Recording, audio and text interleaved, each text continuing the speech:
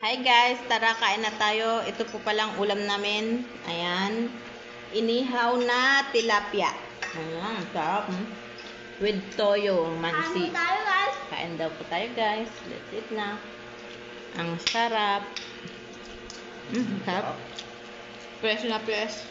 Fresh tilapia. Kain tayo guys. Bye-bye. Babay daw. Kain tayo.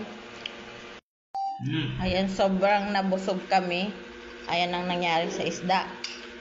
Ayan, puro sila only rice. Wala nang makakain. Only rice. Ayan na lang makakain ng aso. Only rice na ubos. Thank you, Lord. Nabusog kami. Thank you. Nabusog ka ba, Red? Good. Ikaw, ate. Hindi yata. Hindi makapagsalita. Si daddy. Puro only. Ubos